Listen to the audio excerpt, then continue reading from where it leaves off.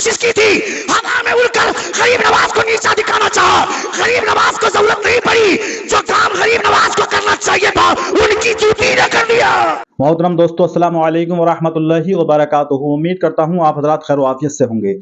آج میں آپ کے سامنے ایک بہت ہی پیاری اور خاص ویڈیو لے کر حاضر ہوا ہوں کہ اگر آپ واقعی خواجہ غریب نواز سے محبت رکھتے ہیں تو انشاءاللہ خواجہ غریب نواز کی اس کرامت کو، اس واقعے کو آپ انشاءاللہ ضرور سنیں گے۔ اور یہ بہت ہی خاص اور اہم واقعہ ہے کہ خواجہ غریب نواز سے ٹکرانے کا انجام کیا ہوتا ہے۔ تو پیارے دوستو، اس ویڈیو کو پورا ضرور سنیں۔ غریب نواز کے مزار میں بھی کھدائی کرے گا۔ کیا بات ہے، کیا بات ہے۔ ابھی تیرا ٹکر صحیح جگہ سے ہوا ہے، پتا چلے گا۔ تیرے باپ نے بھی کوشش کی تھی، ہوا میں اڑ کر غریب نواز کو نیچا دکھانا چاہا، غریب نواز کو ضرورت نہیں پڑی، جو کام غریب نواز کو کرنا چاہیے تھا ان کی جوتی نے کر لیا۔ بہت خوب، بہت خوب۔ سبحان اللہ، سبحان اللہ۔ ہمیں کمزور سمجھتا ہے، مگر غریب نواز کو کمزور سمجھنے کی غلطی مت کرنا۔ ہم اپنے باپ کے گھر میں پیدا ہوئے اور ہم نے ہندوستان میں بائی برتھ ہندوستانی ہے، تم بائی برتھ اور بائی چوائس ہم ہندوستانی ہیں، اور تم جس کرسی پر بیٹھے ہو 50 جگہ بھیک مانگنے کے بعد وہ کرسی ملی ہے، مگر غریب نواز جو ہندوستان کے سلطان بنے ہیں لوگوں کی وجہ سے نہیں، مصطفیٰ نے بنا کر بھیجا ہے۔ بہت خوب۔ سن رہے ہیں آپ؟ سن رہے ہیں؟ کتنے لوگ سن رہے؟ ذرا ہاتھ اٹھا کر کہیں یا رسول اللہ، اور ایک بار کہیں یا حبیب اللہ۔ غریب نواز، اس لیے میں کہنا چاہتا ہوں اپنے بچوں کو دین سکھاؤ، اپنے بچوں کو مصطفیٰ کی شریعت سکھاؤ، اپنے بچوں کو بتاؤ کہ جب تک خدا کی مرضی نہیں ہوتی ہے موت نہیں آتی ہے۔ اگر میری موت اسی حادثے میں لکھی ہوئی ہے تو ڈرنا مت، یہ خدا کی مرضی ہے۔ دو چیزیں ہمیشہ ذہن میں رکھنا، ایک ہے ایکسپیکٹیشن اور ایک ہے ایکسپٹیشن۔ یہ دو چیزیں ہمیشہ ذہن میں رکھنا۔ کیا ہے؟ پہلی چیز ایکسپیکٹیشن، خواہش، جستجو، امید، توقع، آرزو، اسی کو ایکسپیکٹیشن بولتے ہیں۔ ایکسپٹیشن کہتے ہیں تسلیم کرنے کو، قبول کرنے کو۔ میری بیوی کے پیٹ میں بچہ ہے، میں یہ سوچ کر بیٹھا ہوں، میری خواہش ہے، میری آرزو ہے کہ مجھے بیٹا ہو۔ میری بیوی جب ڈیلیوری ہوگی تو بیٹا ہوگا، یہ میں بھی سوچ رہا ہوں، میری بیوی بھی سوچ رہی ہے، یہ دونوں کی خواہش ہے، اسے ایکسپیکٹیشن بولتے ہیں۔ یعنی دونوں یہ سوچ کر بیٹھے کہ بیٹا ہوگا، مگر جب ڈیلیوری ہوئی تو بیٹا نہیں بیٹی ہی نہیں۔ اس وقت ایکسپیکٹ چھوڑو، ایکسپٹ کرو، یہ سوچو کہ میرے سوچنے سے کیا ہوگا۔ بیٹا ہم نے سوچا تھا، مگر اگر بیٹی ہی بھی ہے تو یہ میرے رب کا فیصلہ ہے۔ اسے ایکسپٹیشن بولتے ہیں۔ میں یہ سوچا تھا کہ میری موت بستر پہ ہوگی، اسے ہم اپنی سوچ بولیں گے، اسے امید بولیں گے، اسے ہم خواہش بولیں گے، توقع بولیں گے، مگر میری موت بستر پہ نہیں ہوئی، کبھی مسجد بچانے کے چکر میں یا کسی مزار کے بچانے میں میری موت ہوئی، ہم شہید ہوئے، اسے خدا کی مرضی۔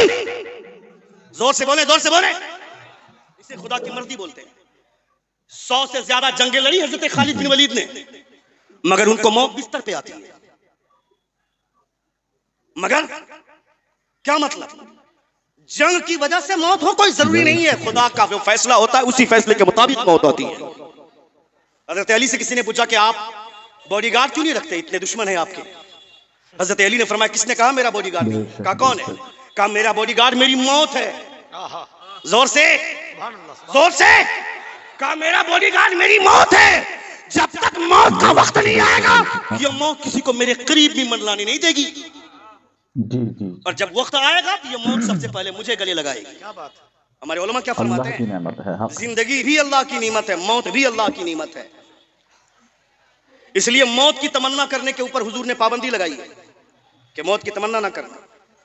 لیکن حضور اعلیٰ حضرت کے والد گرامی علامہ نقی علیہ الرحمہ اور حضور اعلیٰ حضرت نے جس کی وضاحت کی کہ حضور کی محبت میں دینی مقصد کے لیے موت کی تمنا کرنا اور حضور سے ملاقات کے لیے موت کی تمنا کرنا جائز ہے۔ زور سے بولیں، زور سے بولیں۔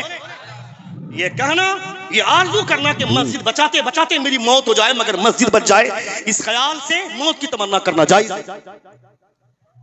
مگر تم کیا کرتے ہو؟ فلاں لڑکی سے شادی نہیں ہوئی تو پنکھے سے لٹک جائیں گے، اس سے پیار کرتے ہیں, اس کو کہہ دیا کہ چلو بھاگ چلتے ہیں, میرے گھر والے مان گئے, تیرے گھر والے نہیں مان رہے, چلو بھاگ چلتے ہیں. اس لڑکی نے اپنے گھر کی عزت بچانے کے لیے بھاگنے سے انکار کر دیا, تو یہ لچا پنکھے پہ لٹکے گا, یہ زہر کھا کر مرے گا. اسی لیے خدا نے جان دی تھی کیا کہ ایک لڑکی کے چکر میں اپنی زندگی قربان کرو. یہ جان کس کے لیے ہے؟ پوچھ بریلی کے تاجدار فرماتے ہیں جان ہے عشق مصطفیٰ, روز وضو کرے خدا, جس کو ہو درد کا مزہ نازے دوا اٹھائے کیوں. مرنا ہے تو کسی لڑکی کے لیے نہیں, مصطفیٰ کے لیے. حق کے نام پر بے شک زندہ ہو جاتے ہیں جو مرتے ہیں حق کے نام پر. اللہ اللہ, موت کو کس نے مسیحا کہا. تقریریں کھلواڑ کے لیے نہیں ہوتی ہیں, لطیفہ بازی تم کو پسند ہے, ہمیں پسند نہیں ہے, ہمارے علماء کو بھی پسند نہیں ہے. تم جیسے لوگ جلسوں میں بھی اسی خطیب کو بلانا چاہتے ہو جو آ کر کے مذاق کرے, ٹھٹھا کرے. نہیں, حضور کی باتیں بتائیں. حضرت عمر فاروق رضی اللہ تعالیٰ عنہ راتوں کو گشت کر رہے ہیں, اور 5 منٹ سن لیں, چونکہ 1 گھنٹہ 15 منٹ کی گفتگو ہو گئی میری, اور 5 منٹ سن لیں, صرف 5 منٹ سنیں گے آپ. کتنے لوگ سنیں گے؟ ذرا ہاتھ اٹھا کر کہیں یا رسول اللہ, اور ایک بار کہیں یا حبیب اللہ.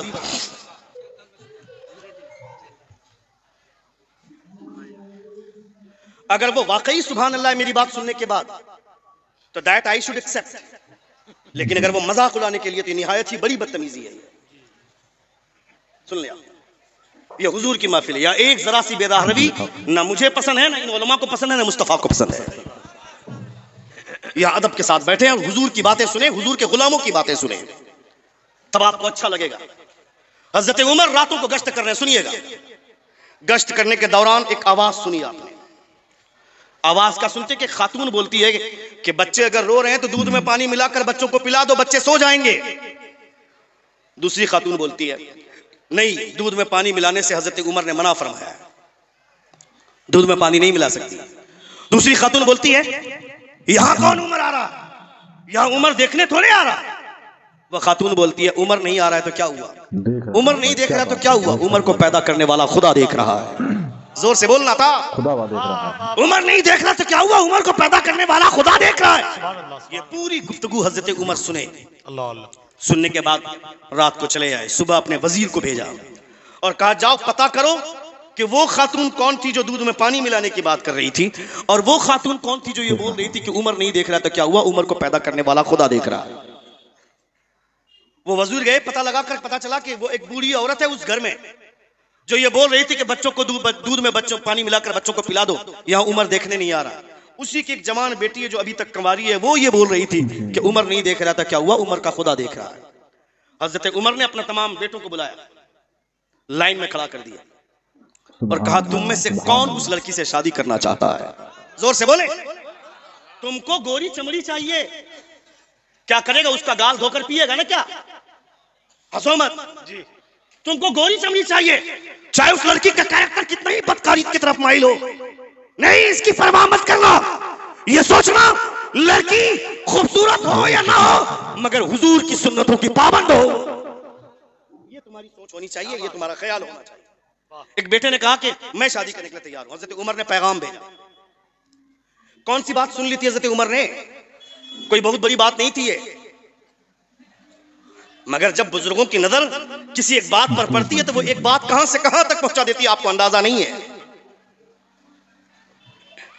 حضرت جنید بغدادی حضرت حسن بصری رضی اللہ تعالیٰ عنہ فرماتے ہیں کہ کام ایسا کرو کہ خدا رحمتوں کے دروازے کھول دے.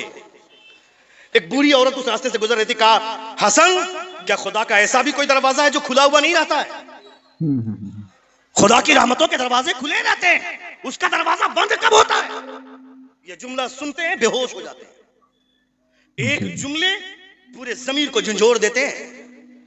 کبھی کبھی کوئی بات جب دل سے نکلتی ہے تو پورے وجود کو ہلا کر رکھ دیتی ہے.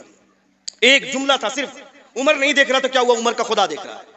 حضرت عمر فرماتے کون تم سے شادی کر, تم میں سے اس لڑکی سے کون شادی کرنا چاہتا ہے؟ ایک لڑکے نے کہا کہ ہاں میں شادی کرنے کے تیار ہوں. حضرت عمر نے رشتے کا پیغام بھیجا. وہ بوڑھی ماں مان گئی کیونکہ غریبی تھی, غربت تھی, اور پھر حضرت عمر کے بیٹے کے لیے رشتہ مان گئی. کمال کی بات بتاؤں میں, اس لڑکی کی کوکھ سے خدا نے ایک بیٹی پیدا کیا اور پھر اس کی کوکھ سے خدا نے ایک بیٹا پیدا کیا جس کو دنیا عمر بن عبدالعزیز کے نام سے جانتی ہے. عمر بن عبدالعزیز کون ہے؟ سبحان اللہ. عمر بن عبدالعزیز وہ ہیں جو خلافت راشدہ میں نہیں ہونے کے باوجود ان کو خلافت راشدہ میں شمار کیا جاتا ہے. وہ حضرت عمر بن عبدالعزیز. حضور کی ایک حدیث ہے نا، زکات دینے میں جلدی کرو ورنہ ایک وقت ایسا آئے گا کہ زکات کی رقم لے کر کے دوڑتے پھرو گے، کوئی زکات لینے والا نہیں ملے گا. کہ اگر کل تلک آتے تو میں لے لیتا، مگر آج تو میں خود صاحب نصاب ہو گیا. یہ ایک دور آئے گا، مگر ایک بار یہ آ چکا ہے حضرت عمر بن عبدالعزیز کے دور میں. حضرت عمر بن عبدالعزیز کے دور میں یہ دور آ چکا ہے، ایک وقت آ چکا ہے. زکات کی رقم لے کر کے لوگ دوڑتے تھے تو زکات لینے والا نہیں ملتا تھا. یہ حضرت عمر بن عبدالعزیز. وجہ کیا ہے؟ وجہ یہ کہ جو مصطفیٰ جان رحمت کے کیریکٹر کو دیکھنے کے بعد حکومت کرتے ہیں ان کی حکومت کا انداز الگ ہوتا ہے. جو کرسی پر بیٹھ کر فراڈ گیری نہیں کرتے ہیں. ابھی آج سے کچھ دنوں پہلے آیا تھا ڈونالڈ ٹرمپ، تو اسٹیڈیم جانے والے راستوں میں، راستوں کنارے جتنے غریبوں کی جھوپڑیاں تھی اس کے سامنے دیوار اٹھائی جانے لگی غریبی چھپانے کے لیے. راجا غریبی چھپاتا نہیں ہے، غریبی مٹایا کرتا ہے. اور اگر ایسا راجا دیکھنا ہے تو چل مصطفیٰ کی گلیوں میں دیکھ، حضور کے غلاموں میں دیکھ. آئے تھے کچھ لوگ مدینہ اور کہا تھا کہ مدینے کے سلطان کہاں؟ ایران سے آئے تھے لوگ. کہا مدینے کے سلطان کہاں ہے؟ مدینے کے لوگوں نے کہا سنو، یہاں سلطان نہیں رہتا ہے، یہاں مصطفیٰ کا غلام رہتا ہے، یہ مدینہ ہے. زور سے بولے. کہا کہ عمر سے ملنا چاہتے ہیں. عمر سے ملنا چاہتے ہیں، چلو ملاتے ہیں. لے گئے. کیا بات. کھجور کے درخت کے نیچے سوکھی زمین پر اینٹ کا تکیہ بنا کر حضرت عمر فاروق چین کی نیند سو رہے ہیں. زور سے بولنا تھا. چین کی نیند سو رہے ہیں. ایران سے آئے لوگوں نے کہا کہ عمر کو نیند کیسے آ گئی؟ ان کے اتنے دشمن ہیں تو سوکھی زمین پر بغیر کسی سیکیورٹی کے، بغیر کسی پروٹوکول کے، بغیر کسی حفاظتی دستے کے سوکھی زمین پر نیند کیسے آ گئی؟ مدینے کے لوگوں نے جواب دیا تمہارا بادشاہ غریبوں کے ساتھ ناانصافی کرتا ہے تو محلوں میں بھی نیند نہیں آتی ہے، مگر مدینے کا بادشاہ غریبوں کے ساتھ انصاف کرتا ہے تو سوکھی زمین پر بھی خدا چین کی نیند عطا فرماتا ہے. سبحان اللہ سبحان اللہ سبحان اللہ سبحان اللہ. نعرہ تکبیر، نعرہ رسالت، مسلک اعلیٰ حضرت علامہ شہاب الدین ثقافی صاحب قبلہ، علماء اہل سنت. نعرہ تکبیر، نعرہ رسالت. سبحان اللہ سبحان اللہ. سوکھی زمین پر بھی خدا چین کی نیند عطا فرماتا ہے. حضرت عمر بن عبدالعزیز کے پاس آیا کپڑا فروش. آخری بات میری سن لے، تقریر ختم. ایک بار زور سے کہیں یا رسول، اور ایک بار کہیں یا حبیب اللہ. مجھے کہا گیا تھا کہ 1 بجے تک آپ کو چھوڑ دیں گے، مگر باتیں اتنی اچھی نکل گئیں اور آپ سن رہے ہیں دلچسپی کے ساتھ، یہ میرے لیے بہت بڑی بات ہے. ایک بار زور سے کہیں یا رسول. حضرت عمر بن عبدالعزیز کے پاس آیا کپڑا بیچنے والا، جیسے پھیری کرنے والا آپ کے علاقے میں آتے ہیں. آپ کے علاقے سے لوگ باہر بھی جاتے ہیں نا، پھیری کرنے والا، کپڑا بیچنے والا. کہا کپڑا دکھاؤ. حضرت عمر بن عبدالعزیز کو کپڑا دکھایا. کہا اس سے سستا دکھاؤ. دکھایا. کہا اس سے بھی چیپ دکھاؤ. دکھایا. کہا اس سے بھی سستا دکھاؤ. دکھایا. کہا اس سے بھی سستا. وہ کپڑا بیچنے والا حضرت عمر بن عبدالعزیز کا چہرہ دیکھ رہا ہے. کہا کیا دیکھ رہے ہو؟ کہا آج سے کچھ دنوں پہلے میں آپ ہی کے پاس آیا تھا اور آپ یہ کہہ رہے تھے کہ مہنگا دکھاؤ. میں نے دکھایا تھا. آپ نے کہا اس سے مہنگا دکھاؤ. میں نے دکھایا تھا. آپ نے کہا تھا اس سے بھی مہنگا دکھاؤ. میں نے دکھایا تھا. مگر آج سسٹم الٹا ہے. کل آپ مہنگا کپڑا مانگ رہے تھے اور میرے پاس جو سب سے مہنگا کپڑا تھا، قیمتی تھا، میں نے وہ دیا تھا، آپ نے لیا. اور آج سب سے سستا مطلب کیا ہے؟ زور سے بولیں. حضرت عمر کا جواب سنیں. حضرت عمر فرماتے ہیں اس وقت میں بادشاہ نہیں تھا، اپنی مرضی کے مطابق مہنگا کپڑا پہنتا تھا، مگر آج میں بادشاہ ہوں اس لیے سستا کپڑا پہنوں گا، اس لیے کہ تاکہ میری رعایا سستا کپڑا پہنے تو اسے شرم محسوس نہ ہو، یہ سوچے کہ میرا بادشاہ سستا کپڑا پہنتا ہے تو مجھے جاننے میں کیا حرج ہے. بہت خوب بہت خوب. یہ ہے مدینے والے سلطان کے کیریکٹر کو اپنانے والوں کا طریقہ.